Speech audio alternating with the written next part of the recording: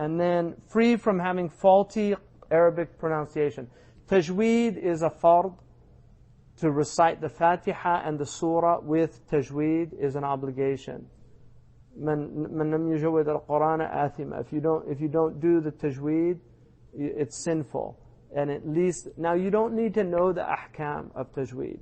What's called tafasil is a fard kifaya. So to know like this is a ghunna and this is, idgham bila ghunna, that this is qalqala or, this is ikhfa, like those specific rules, you don't, like if somebody asks you, why'd you say, وَوَجَدَكَ ضَالًّا فَهَدَى? Why'd you say ضَالًّا فَهَدَى? Why didn't you say ضَالًّا فَهَدَى? Why'd you say it that way? And they don't know. That's fine, as long as they did it properly, right? So, sirajan wahaja. They don't know that's idgham. But they don't say sirajan wahaja. They don't pronounce that noon. As long as they come with the idgham, then they're fulfilling the obligation. They don't have to know that that's what it is, alright? So, if somebody can recite that. Now there's lahn khafi and lahn jali. Lahn khafi, most of the ulama say that, if they have a lahn jali, like if it's an egregious lahn, like they say, walad zalin, that's jali. Like nobody's going to debate that, and then their prayer is valid for them, but not for others. And so the ulama differ. Some of them say if nobody knows tajweed, they should all pray on their own.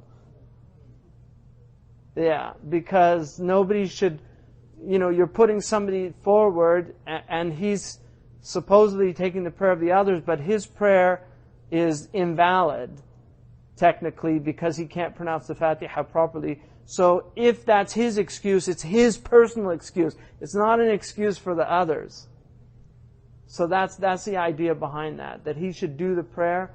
Everybody should do the prayer on their own. That's one opinion, So basically, they should have a good thing. Some of them say as long as they don't, even if they don't come with the ahkam al-tajweed as they are, but the makharij and the sifat are correct, then it's valid. Now, one of the nice things about the Fatiha is there's only what ruling is in Fatiha? What's that? That's it. Yeah, sirat. Yeah, sirat al-ladina. So there's only tafkhim in the Fatiha. What ad-dali, da is tafkhim. Huh? And mad. Yeah. But they're not related. It's mad lazim. Yeah. Huh? Yeah. Everybody does it anyway, because that's the way everybody learned the Fatiha. I think so. You don't think so? Oh, really? Okay.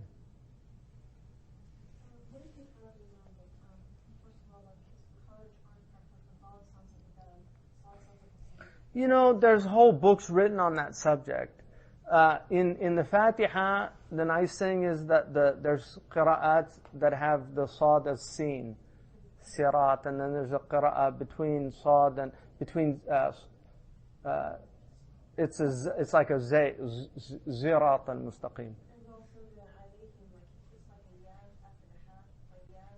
But people make big mistakes, like they'll do like ihdina sirat al-mustaqim, and then they'll stop, and then they'll say as-sirat al. They'll do things because they're used to it. Like if you do it, ihdina sirat al-mustaqim as-sirat. So you've got that because of the fatha. So they'll do like ihdina sirat al-mustaqim as-sirat al-ladina. Those are like major mistakes, because it's a complete mispronunciation of the Quran. It changes the meaning. So if you have tahrif al-ma'ani, you're in a whole other. That's a big problem. Mm-hmm. Yeah.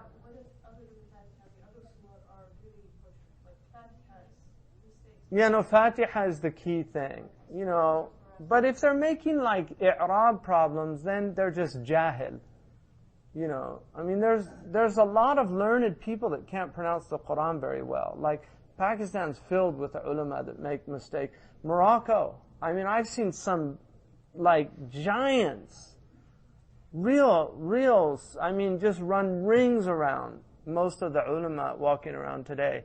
And they have bad Quranic pronunciation because they're old school. That Tajweed is it's been revived in the last 30 years. So if you meet some of these older, like 70-year-old Moroccans, I mean, they recite the Quran abominably. You know, really. Tullatun min al-ladina, you know. Tullatun min al-awwalina wa tullatun min al-akhirin. That's the way they pronounce it.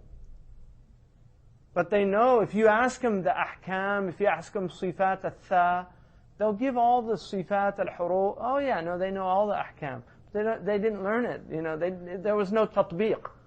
I mean, if you listen to the Quran reciters on the radio in Morocco from the 1950s and 60s, they all mispronounce the Quran. I mean, the king's reciter, you know, it's terrible pronunciation. They're great recitations. I mean, I love them because they've got these nice nagam and, you know, but the actual tajweed is not there. I mean, tajweed's been revived Mekki bin Kiran revived it in Morocco. It was revived in this generation. It's only the last 20 years that Moroccans have really taken tajweed seriously, but now they're starting to win the competitions. Mauritanians have better tajweed than Moroccans. But they you've heard, like, you know, Sheikh Saleh, Rami, they don't pronounce the, you know, because it's, you know, they don't have that. I mean, they actually consider it, some of the Mauritanians consider it takalluf. Like, they really see it as takalluf. It's too much, the Eastern thing. They think it's too much. But, I mean, it's not true. It's not true. Because it's Bedouin, you know, they're Bedouin, so they've got the bare minimum. I mean, they recite properly, but they don't have the level of tajweed that you find in Cairo or Syria or something like that. But they're fuqaha. I mean, that's the difference. Like, they know it all, you know.